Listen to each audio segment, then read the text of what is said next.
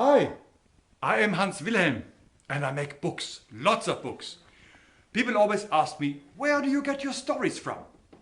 I see stories everywhere. The whole world is made of stories. Take for instance this mask.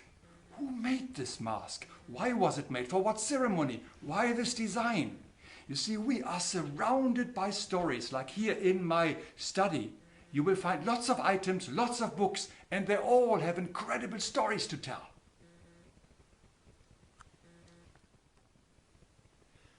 This is a painting of a zebra, but not an ordinary zebra. It's a unicorn zebra. Have you ever seen a unicorn zebra? If you would have lived in Africa a long time ago, for sure you would have seen one. Now come with me to an adventure into my enchanted garden. This is Chiron, a centauran. And of course, you know most centauran were very nasty creatures. You may remember them from the Harry Potter books. They lived in the magical forest behind Hagrid's home. And they were nasty, nasty creatures, and you better stay away from them. But not Chiron. Chiron was a highly sophisticated, well-educated, and a beautiful nature. He was actually the tutor or the teacher to famous people like Achilles or Jason or Actaeon. And he was very much respected all over the world. Now imagine one day you would have a centaur as your teacher. Wouldn't that be fun? Now what is this? Is this a tree? Is this a girl? Actually it's both. Her name was Daphne and she was a beautiful maiden. Apollo fell immediately in love with her when he saw her for the first time and ran after her. But Daphne did not like Apollo and she cried out for help, help, help.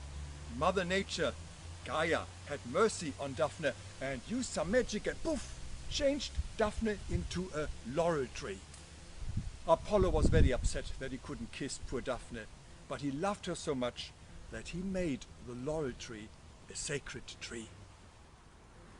Now you may wonder, where do these stories come from? They were written down some 2,000 years ago by a writer with the name of Ovid, and he lived in Rome. And his stories were very popular and everybody loved them and they were very crazy too. So Caesar Augustus at the time actually was so upset about his popularity, he banned his books and banished him, which means he threw him out of Rome. But of course, you know, the moment you ban a book, everybody wants to read it. So his popularity became even bigger.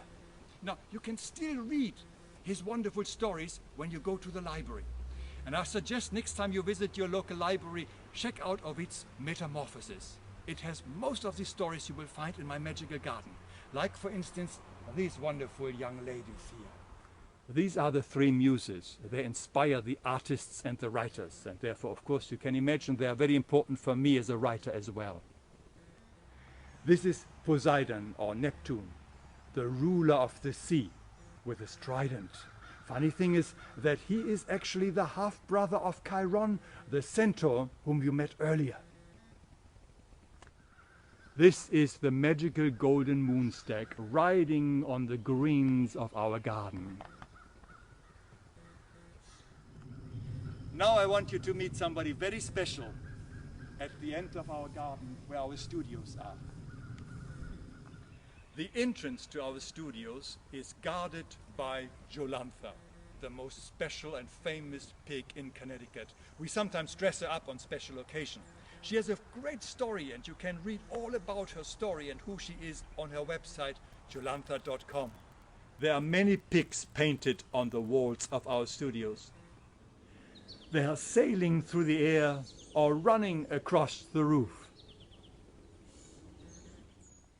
Let's firstly visit Judy's studio. Judy is my wife and a very talented artist, as you can see. Hi, Judy. Hi. I'm just emptying my kiln. My wonderful new ceramics.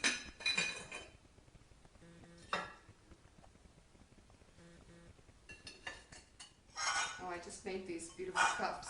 This is my expression.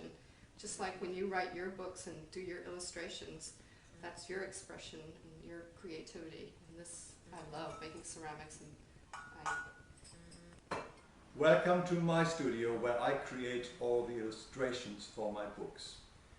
As you can see, whenever I have completed an illustration, I usually hang it up on the wall behind me so I can see it from a distance. I'm so happy I could share with you all the beauty that surrounds me. It helps me in my creativity. And I leave you now with a view of Pan in the far distance. And if you are very, very quiet, you may be able to hear his